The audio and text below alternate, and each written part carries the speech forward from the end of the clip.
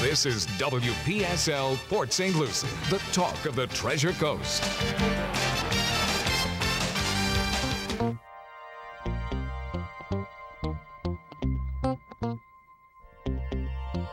The views expressed on the following program are not your average, everyday, run-of-the-mill conservative values. This is a little bit different. A little bit of balance around here. Yes. Howard Insurance in Port St. Lucie, Wednesday evenings presents The African American Scene with your host, Rudy Howard. Good evening, good evening, good evening. I'm always glad to be with you here on a Wednesday night.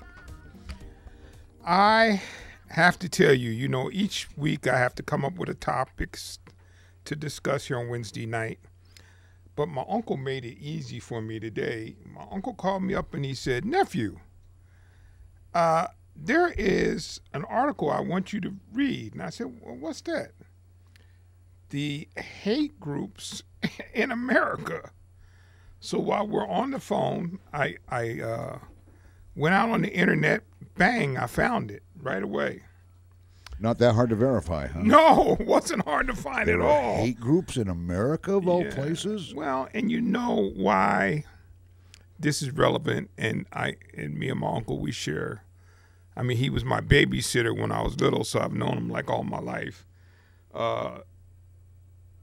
We had Tim Scott say, "America is not racist." And that has stirred up a mountain of controversy. People are defending the fact that America is not racist. And I don't know how you defend that, but... You can't defend systematical racism. No. And then, of course, then simply being white, you can often easily be accused of being a racist because you're white, because so many people over the centuries and over the generations have been racist blatantly, to where you think it's all gone, and then you say it's all gone, and then you call Rudy and give him hell. It doesn't make any sense to me. Whatever happened to loving one another? Well, I'm going to say this, and probably some of my friends won't be comfortable with me saying this. There's two things I believe for sure. Do some people overreact to something that happened to them as being racist? Yes. Have I ever done it? Yes. But I also happen to think there are people that are unintentionally racist. And my friends, my wife disagrees with me, that there are people that are unintentionally racist.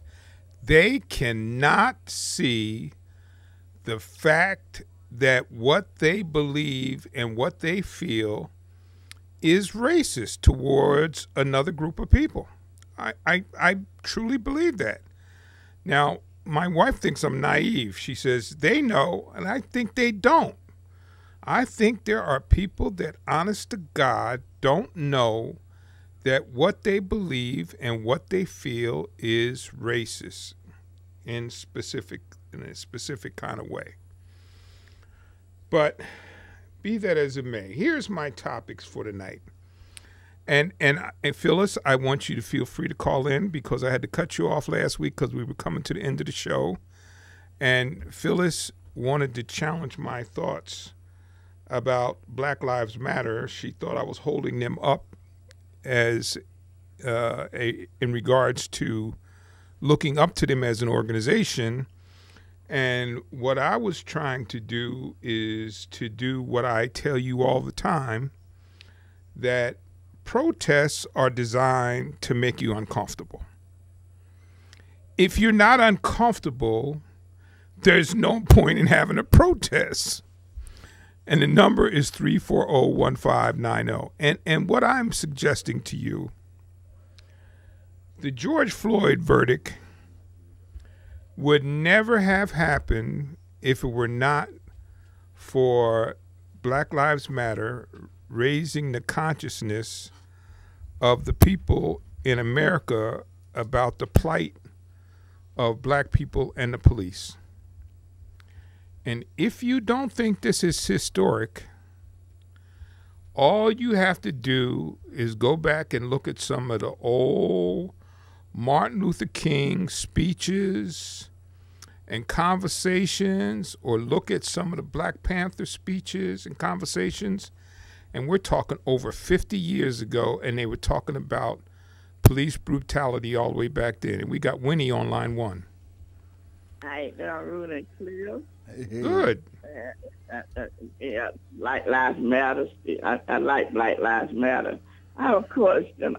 This guy, Quan Bobby Charles, and over there in New Orleans somewhere, and they found him dead in the sugar cane. And I looked it up I Googled up and look up the name. Okay, they doing like a petition, and they had 200,000 signatures. Well, what does that mean? How you did your research on him? I think there's been in the past 6 months, Winnie. I think there's been a couple of those people that die under mysterious circumstances, and nobody seems to know how or why they died. And I'm pretty sure that's what that's about, Winnie. And they're trying to get a proper investigation into determining why the person died. And you know, for my listeners, not for you to beat you to death, but that was a pretty common thing back 50 years ago. Frequently, black people died and nobody knew, and nobody cared to find out what happened to them. So that was petition, man, out of 200 signature mean?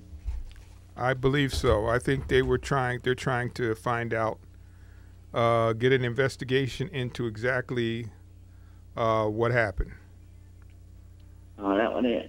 And what about this this guy, the Brown guy? They said no charges on the police officer. Well, over there in North Carolina. My problem with that is this. If you see the way the police arrived at his house, they looked like they were coming to engage in a war of some kind. And he had no weapons. Yeah. And in my opinion, I'm not a police officer, but in my opinion, when a suspect has no weapons and you know where he lives and you know what his car tag is, why you got to shoot him? You're going to get him anyway. Where's he going to go? Well, where's he going to go? It's like, and let me give you a perfect example of when they played that just right. And you'll remember this like yesterday. When they went after OJ, okay? Yeah. They rode all the way down the highway, 55 miles an hour, mile after mile after mile, following him with a helicopter and cop cars, and nobody ever shot him. Well, the whole world was watching the Yes. whole thing. I remember that. You remember that, right? Oh, yeah. The whole world was watching. Now, they suspected him of murder. There would have been an argument that could have been made that it would have been appropriate to stop him because he was suspected of murder. But they didn't. They just followed him in his car. We all watched it on TV. They were patient and followed him. Now, okay. Now, that's a man suspected of murder. Brown was suspected of handling drugs. right. So they shot him because he had a warrant for arrest for drugs.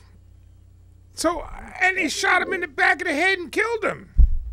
Right. I don't get it. I'm sorry. Now, there might be a police officer out there listening to me, but when I showed you just now how they handled OJ And he went for miles. Oh, yeah. We remember that Much on longer TV. than Witter survived. Right, yes, absolutely, miles. And they followed him and followed him because you know what? And this is the point that I'm making about Brown. Where was O.J. going to go? Right? Where was he going to go? He couldn't go through an airport. He couldn't go through a train station. Everybody knew him. It was just a matter of getting him to stop, and he stopped. So why did we have to kill Anthony Brown? And what they gonna do with Brown? They gonna do a federal investigation? What Democrat there can do? What's gonna have to happen is, first off, the attorney was right to ask for a special prosecutor, and this is something that is going to have to happen in this country. And I think New York was one of the first ones to get it right, and I think a couple other states do it. In New York, if a cop gets indicted or is in question of improper behavior with regards to a citizen, in New York, the state attorney general's office handles that case. The local attorney in that area does not handle that case. And it's as it should be, because the local DA handles all these cases with these cops. So if they have to handle a case against a cop, they may have a very strong relationship with that cop, depending upon how long they've been a DA and how long that person's been a cop. So there's a question about whether or not the person can be objective. Reasonable question. Not saying that he can't or she can't, but I certainly think it's a reasonable question. And to get rid of that question, you just have another attorney come in to handle the case. Another state attorney, another. Well, listen, look what they did in George Floyd. In George Floyd, Yes. the state attorney general took over the handling of that case, removed the local DA. So there you got it. Oh, so That does look so suspicious. Oh, my. They should do this here too. Let the state handle it and get rid of that local. Yeah, because, listen, if your neighbor, who you are very close to, was convicted of a crime, unless you knew your neighbor to be a criminal, your natural instinct is going to be, well, my neighbor's no criminal. Well, you might not know your neighbor for real. Same thing's true of the cop. The DA knows the cop from the cases that the cop has brought before him, but he may not know the cop for real. Did you see the cop that recently got nailed, Cliff, for all those sexual misconduct charges? I hear about those every now and then. Yes, it was and a cop. of all people to commit such crime, Yeah. that's a capital C-R-I-M-E crime. Yeah, so, And someone who does that is a criminal. Yeah, so I think it's entirely appropriate. That's Yes. no black mark on a cop. And I've said this before, and I'll say it again. I have friends on the Port St. Lucie Police Department, and probably a fourth of my friends are retired cops. And I think they were good cops. So I don't have no axe to grind against cops at all. And in fact, I know the Port St. Lucie police chief, and he's a terrific guy, and he and I are on a very good relationship. So I am not an anti-cop guy, but I am a pro-justice guy. Okay, I hope I answered your question. I like Black Lives Matter. I know that lady called in somebody you put Black Lives Matter on a pedestal. kind of stuff. I like Black Lives Matter. You know, we need people like that, like Martin Luther King back in the day. Black Lives Matter, Black Pound. I think it's a perfectly righteous operation. Yes. And I'll say it with a capital R, righteous, because, you know, people have constitutional rights to a fair trial, which are gone. When they pull that, when that trigger is pulled and they're gone, there's no constitutional right to a fair trial. No trial, no reports to file. You've heard that line in a song. Absolutely. It was a Clint Eastwood movie song. But, hey. Thank you, Winnie. Thanks. Okay, take care. Bye-bye. Always good to hear her. She's my faithful listener. Yeah. I think she listens every week. Oh, yeah. When he's listening. Well, she contributes to it in a positive way. She does. She does. She does. And listen, you know, if people, there's this move afoot with conservatives to not teach all of history. And that is so destructive. And they're the first ones to complain about historical revisionists. Yes. They'll be the first to complain about it when you do it. But if they do it, it's okay. Yeah. That's not right. It's not right. Hear me? That's not right. Okay, so here's my topics. I got sidetracked here. Why we must talk about race. That's topic number 1. Number 2, are you aware of how close we were to losing our democracy? I don't think some of you realize how close that was. It is so close that it just absolutely gives me goosebumps when I think about how close that was. Topic number 3, states with the most hate groups. Thank my uncle for that. And number 4, Florida's hate groups.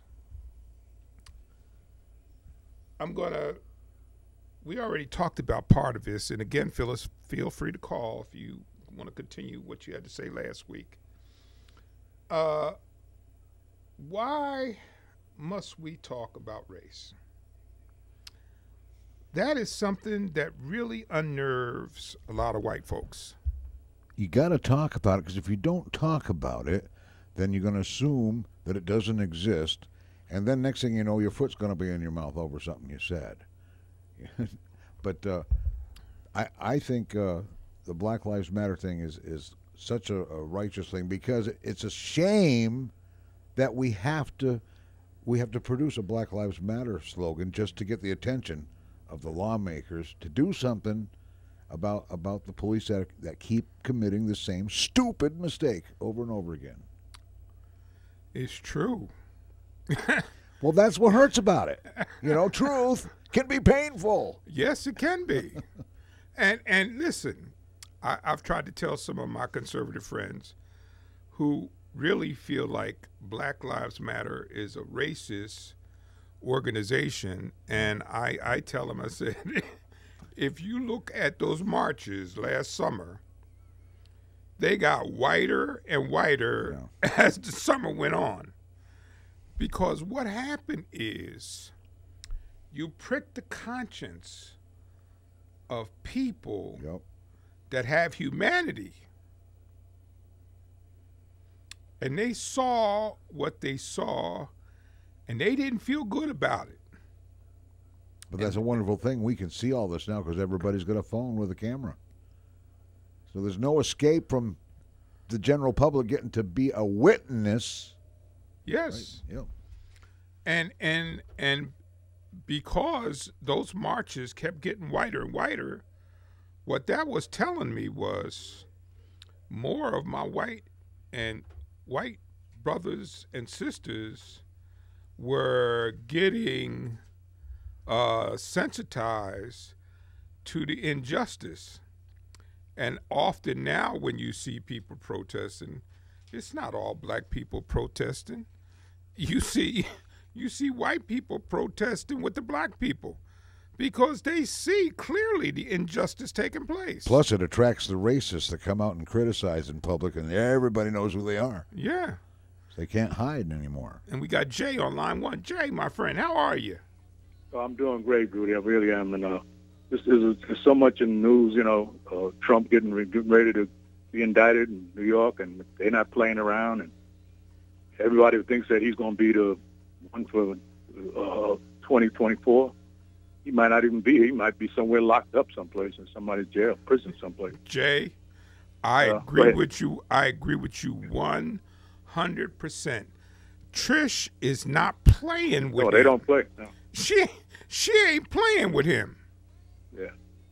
I met her brother in Brooklyn when I was working sanitation. He was on the job, and I had a chance to meet him once. I had to pay him, but I just started going back, and I'd call an old friend of mine, got a co-worker of mine, and he said, "Yeah, that's the same person. Yeah, that's her brother." So I met her brother years ago on the job, working for the city. I think she went she went to law school with Kamala too. Yeah, she probably was. Yeah, she's very smart, very bright, very bright lady. Yes, she very is. Smart. Yeah. She knows her job. But what I wanted to talk about was the main thing is that I want to talk about this January the 6th mission they're trying to form. But before we go there, when I went in the military, you didn't have any rights. You were a number. Yep. And all of a sudden, I'm looking at the news now, and they said that they got all these Proud Boys and all that in the military. And I heard some commentators say, "Well, you can't deny them their First Amendment rights. You don't have any First Amendment rights. Not in the military, you don't. No, you don't. You just follow orders, and if you can't follow orders and do what they tell you to do, they give you a dishonorable discharge or put you in Leavenworth if you commit if you do anything." Protest your commanding officer, see what happens. Yeah. Yes, exactly. And you just follow it, or you do what you're told to do. And if you think it's something that you take it and you complain to the next person. You don't go up to the commander because now you're supposed to go to your immediate supervisor. But the point is, I'm listening to all this crap, and half the people, I'd say 99% of the people in this country don't even know what military life is about. Yep, true. And that's why the ignorance. And you got these problems, but the thing that gets on my nerve is how do they have these white supremacists in the military, the Proud Boys and Oath Keepers and all of that, for which when I'm listening to them talk about, somewhere along the line somebody got lax because in the UCMJ they would be in prison. Yeah. According to the rules in the military, you would be in prison someplace. They would have you locked up for that. But I don't know how it got out of hand, or I don't know what's happening. But that's another. I just wanted to bring that out for some. Maybe there might be some experts out there that military, some JAGs or somebody that was a lawyer in the military or something. But anyway, with this January the 6th and this commission, it seems like McConnell and the other one, he's backing down. Yeah, McCarthy, they're backing down and they're afraid because they figure to make Trump mad and all of that. They need a special prosecutor. They need a special prosecutor to take care of them. That'll stop all of this and eliminate all the nonsense and trying to appease the Republicans. It seems like the Democrats are walking, they always like to walk on eggshells. You don't play around with the Republicans. You got to come out, and they a lot of them were complicit in that terrorist attack. Sitting right there in the House of Representatives, they were part of the problem. They took some of those guys on. Go ahead. I think that's what they're afraid of. Yeah. I think I've heard enough conversations that there were several members of Congress that gave people a tour prior to January 6th. Right. They don't want that to come out. That's exactly right. If that comes out, those people have to be, I'm not saying should be, those people have to be removed from Congress. Yeah, because they said it's hard to get, they said it was up to the people to take them out. But if they commit a crime, they should automatically be expelled or taken out of Congress and prosecuted. So that's just my point. I just look at it. I listen to the news, and then I'm saying to myself, this don't even sound right. If I did half of what these people did, I'd been locked up so quick before you can blink your eye with, you'd be in jail around here. But these people, they just seem like they think that they're above the law.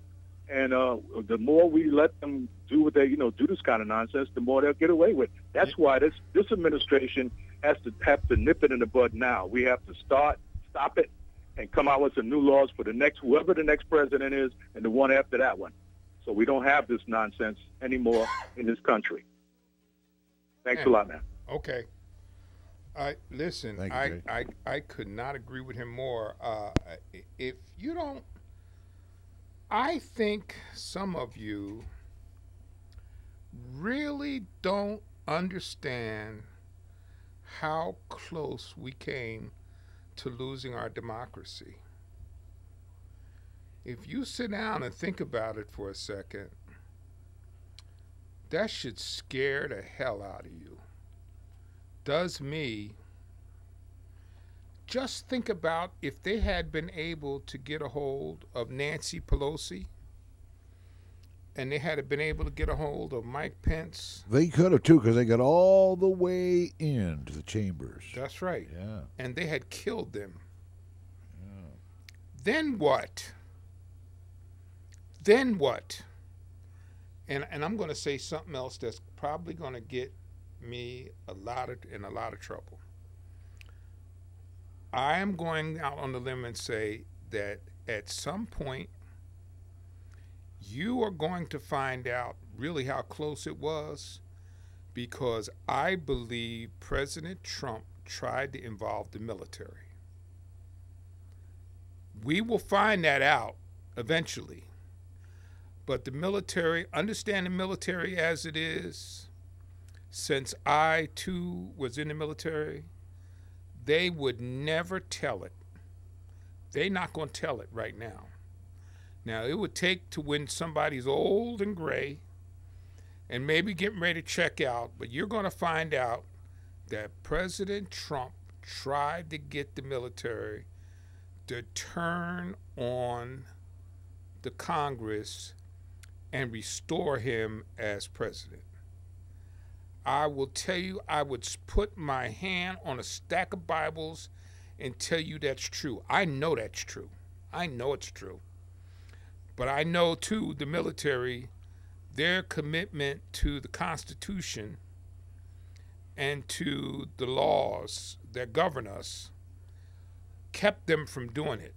But if you had had a couple of corrupt generals in there like Flynn and somebody else like him, they would have turned on it and we would have had a major constitutional crisis. And I want to tell you something. If that was a Democrat, please hear me clearly. If that was a Democrat, I'd feel exactly the same way. No difference would I feel if a Democrat was in there trying to usurp the Constitution to grab power. And if you support that movement by President Trump, I call you un-American. I don't care if you don't like it or not. You can call me up and call me whatever you want. If you supported what President Trump did on January 6th, you are not an American, and you do not love this country. You don't love this country if you supported that. And you can call up 340-1590. You're not an American. You're a traitor. That you would turn on the Constitution to install somebody who was not rightfully elected by the people. That's what you are. Hope you're not one of those people listening that falls into that category. But, so I think I told you how I feel about that. Well, this show has been complimentary and shutting up some of the racists that like to blatantly get on the air and express their racism. We just don't let them do it anymore. Yeah, right. You know, we let them have their freedom of speech until we got tired of hearing the same old crap. Yeah. And now it's gone. And we keep it that way. Yes. So if you call the show, you still have to show respect to the host, Rudy Howard. Because, yeah, but I'm telling you, you're going to find, I'm telling you, as sure as anything in my life, I would swear it on my grandchildren who I would give up my life for in a half a second. That you're going to find out. And I might not even be alive when you finally find it out, but you're going to find out. And you'll remember who told you. Yes, I want you to remember who told you that he tried to get the military to turn on us. Let's talk about what I found and give my Uncle Rudy credit for this, because he called me up and said, I saw this and I thought you might want to talk about it. And so I went up and I found it right away. Extremist groups that vilify others for immutable characteristics like race, ethnicity, or sexual orientation are growing in the United States, according to the Southern Poverty Law Center, a civil rights advocacy group. A record 1,020 hate groups were active in the United States in 2018, up 7% from the previous year and up 30% over the last 4 years. Now, the United States will no longer be a majority white by 2044. And the changing demography of the country has stoked fear and resistance in radical rights. And you know, I've talked about this several times, Cliff. The browning of America has got people all shook up. I don't know why. It makes so much sense. We call America the melting pot of the world, and what happens in a melting pot? We all blend together, and then you see the browning of America is just natural. Have you seen mixed race children? They're the most beautiful people on the planet.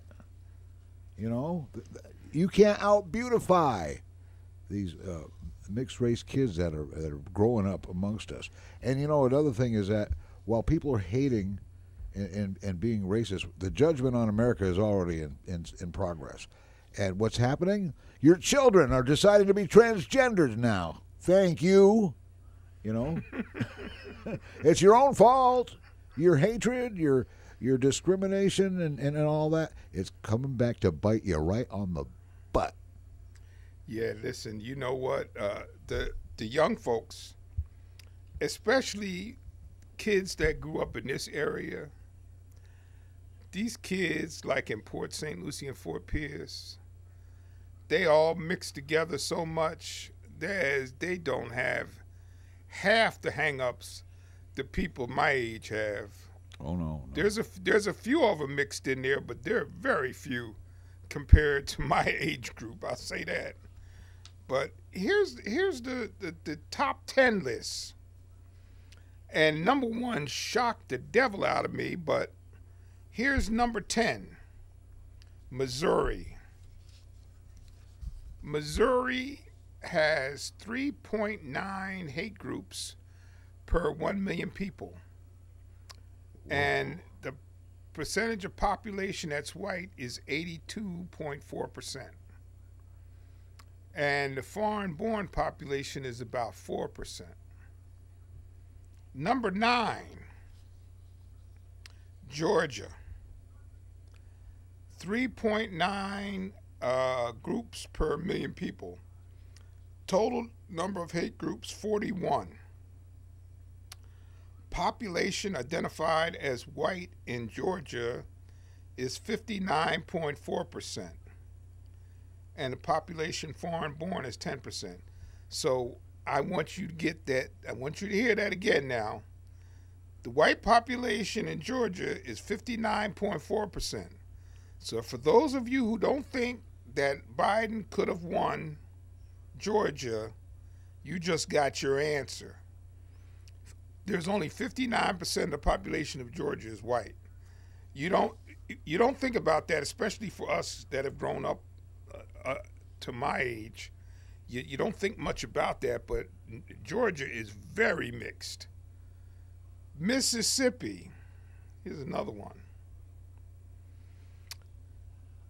Hate groups, 4.4 per million people. Number of hate groups, 13. Population identified as white, 58.8%. And 2.3% of the population is foreign born. So in Mississippi, only 58% of Mississippi is white. Well, 59% rounded off. That's interesting. That tells you this things are changing. And these are strongholds, old strongholds of the South that are changing very rapidly. Especially Mississippi. Yeah, and that was Mississippi was number 8. Number 7, Louisiana. Hate groups, 4.5 per million people. Number of hate groups, 21. Percent of population that's white is 62.4%. And percent of population that's foreign born is 4.2%. So again, you can see Louisiana only has 62% white population. So you're seeing the change that's taking place. Virginia, number 6. This surprised me. I never thought they'd be this high. This is number 6 in hate groups. Virginia is 4.6 per million people. Number of hate groups, 39. Population identified as white is 68.4%.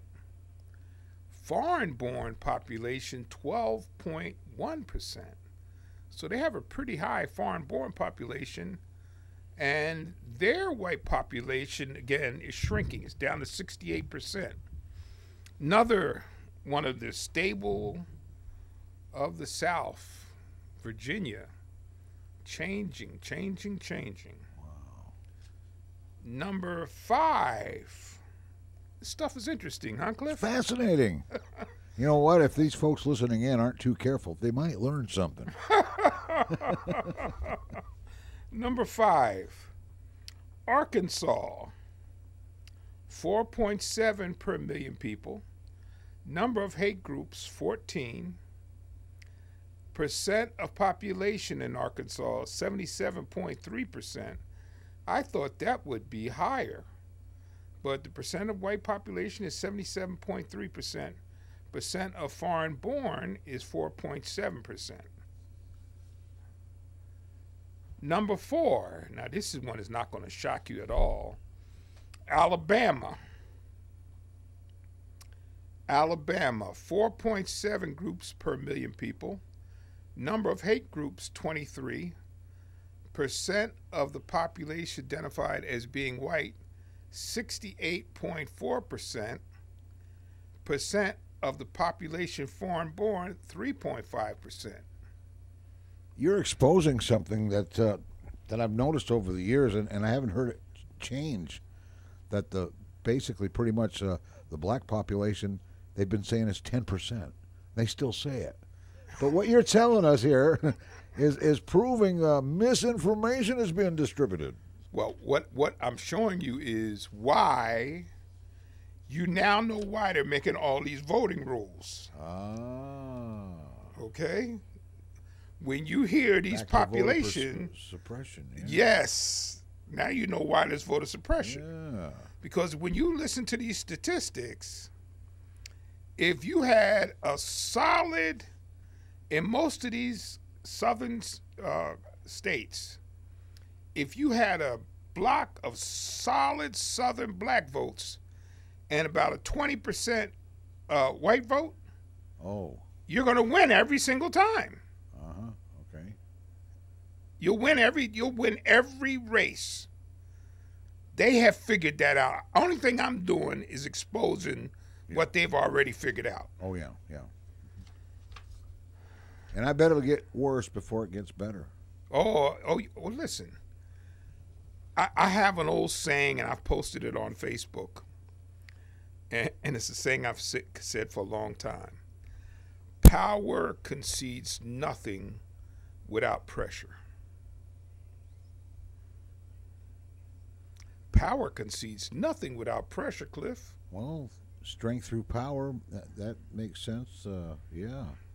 You know, if you're at the top, you know you want to think about it is like the game we played when we were kids, King of the Mountain. When you're king of the mountain, you don't want nobody up on the mountain taking your mountain. Yeah, you don't want nobody take your place. That's what we are seeing happen to many of the cities and states in the United States. But you know what? As I have said before, and I'm going to say it again, for all of you that might be fearful of what black people might be like when they come to power, for fear of what you may have done or didn't do, or what people have done to them in the past, just think about Mother Emanuel Church. That kid came in there and killed those people, and every one of them forgave him. Openly, out loud, forgave him. What does that tell you? Contrary to what you think about us, that's who we are. That's the way we were raised. Now, that looks like something very, very spiritual and true.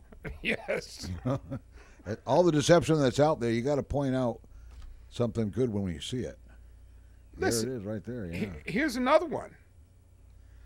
When that woman went to that guy's apartment and shot him to death while he was eating ice cream watching TV, his brother got up and hugged her in the courtroom after she had killed his brother. That was a black guy. What does that tell you? That tells you something about the character that we're made of that you don't understand. But anyway, and I'm going to say openly, I'm not sure that I could have done that in either case.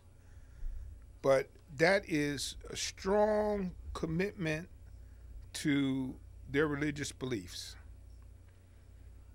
which, if you don't understand it, I'll give you a 10-second education. With all the hardship that black people had to face, living on a plantation, working their fingers to the bone for no pay, that was what kept them alive and kept them going. So that's what's so deeply embedded in the soul of black folks, their belief in God and hope for a better future. That is in our souls from centuries. Of hope disappointed. Yes. You just don't know it. You don't know that side of us, but that is part of who we are. That's part of who we are. That's a whole lot of character built in people that you can't shake them off. You can't shake that off of people. You can't get rid of that. But you know, some of the younger black folks may not have as much of that, but I can tell you for sure, I feel very confident in saying, people my age and older, that's deeply embedded. Deeply embedded. Number 3, Tennessee. Hate groups, 5.4 per million people. Number of hate groups, 36. Percent of population identified as being white, 77.8% or 78%. Percent foreign born, 5%. Interesting. There's one really good thing about all these hate groups. Don't think the government doesn't know who each and every one of them are. Absolutely. All of them. They got their names, their addresses, their pictures, their habits. It's all recorded. I participate in a technology that verifies location through GPS. Now, I don't know who we're tracking, but Google does, and Google pays me to track people with this GPS device. It's usually like smart cars, cell phones, even let's say we set up a weather station with a thermometer outside. It could verify the temperature here, and the TV stations will get that data, for the weather people. But everybody's being tracked and looked at real closely, and if you're in a hate group openly, you're so proud of yourself. Well, how about that? All the evidence has already been collected on you. All you got to do is look at somebody funny, and you're going to find out. Hey, that's how they're locking up some of these people that were at the march. Yeah. They're finding. They already knew who they were. They used facial recognition technology. That's amazing, because you put on a fake mustache or a beard or something, and those doggone cameras out there, you're in a database. They can read the iris in your eye to identify you better than fingerprints. So if you think you're sneaking around getting away with something, you're not. Number 2, Idaho. Not surprised by this at all. I went to Idaho once to play at a beautiful golf course called Coeur d'Alene in Coeur d'Alene, Idaho. Hate groups 5.8 per million people. Number of hate groups 10. And the percentage of population identified as being white was 91%. And foreign-born population 5.9%. Now, I will tell you, when we were there with our golf group, they had a Klan march down the street, and they just told all of us to stay inside. Can you imagine that? That was like 5 years ago. And they just said for us to stay inside, and the management in the resort was very good about making sure they steered them away. I think somehow they found out that we were coming there, because my golf group is a black golf group, so I'm sure they weren't happy about that. No, they're afraid you're going to beat them. It's their game. Here's the one that is a stunner to me, and it's going to stun Cliff too. The number 1 state for hate groups, New Hampshire. New Hampshire? Wow. I was blown away when I saw this. 7.5 groups per million. They have 10 hate groups, and they're 93.4% white. And the foreign population is 5.9%. Now, I spent, as a young man, a lot of time in New Hampshire, and I never had a bad experience. But most of the time, I was like in Nashua. And what's that other city that's just beyond Nashua? Nashua has Channel 9. Yeah. I spent time in Nashua, and I never had a bad experience in New Hampshire. And when I was on the freshman team, we played Dartmouth, and I went to New Hampshire to go for Dartmouth. But that was, I was just blown away by that. And I sent to some of my college friends. I got a group from college that we all communicate, and I shared that with them today. And one of them got back to me and said, you shouldn't be surprised. He said to me, New England has been kind of shifting in that direction for a while. And I said, well, I guess I wouldn't know, because I haven't been there in like 30 years, so... But I thought that was interesting, especially since I had some personal experience with New Hampshire, and never experienced that. Now, let's deal with Florida. We might have a phone call, but I'm going to try to. Let's see who we got here. Oh, we got Brian. Yes, Brian. Yes, I just wanted to, I know you're talking again about the browning of America, and you're making it sound as if the browning of America means that there is going to be a predominant African American population. No, did I say that? That's not true, because African Americans are killing more of their babies through abortion, much higher rate of abortion, and the African American population is actually on the decline. The browning of America is from Hispanics, not from blacks, and I'm actually fighting to make America more brown, because I'm fighting for African Americans and for people of all races, creeds, to stop killing their preborn children through abortion. Well, first off, when I say the browning of America, I meant exactly what I said, browning of America. That includes Mexicans, Puerto Ricans, right? Asians. That's all part of the browning of America. Now, I'm going to tell you what I always tell you when you call up and have this conversation with me. When you feel the same way about the children after they get here as you do before they get here, then you can win me over. You can win me over when you have the same amount of passion for the kids that get born that you do for the kids that are unborn. Now, let me just give you an example. I want just let me feel this out, because I talked about this a couple weeks ago and you didn't call me. I saw a young lady in California, white young lady who was 18. She was in a halfway house because, the foster care system stops taking care of you after you're 18. Now, I don't know about you, but at 18, I was not ready to take care of myself. And so when we insist that babies be born, and then after they're born, we don't give a damn about what happens to them after they're born, I got an issue with that. Well, actually, people in the pro-life movement do adopt children, and there's an adoption agency that we work with. They have a huge waiting list of parents waiting for children to adopt. So your allegation that pro-lifers don't care about children after they're born is totally false. Not true. I have friends. I have a Cuban couple that are friends that are Cuban.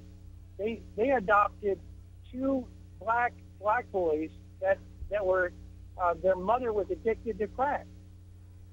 Okay. We are people that care about children after they're born. Have you ever seen the Blue Book? Have you ever seen the Blue Book?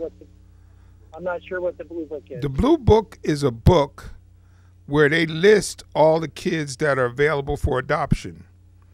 Did you know that Canadians adopt more black kids than Americans?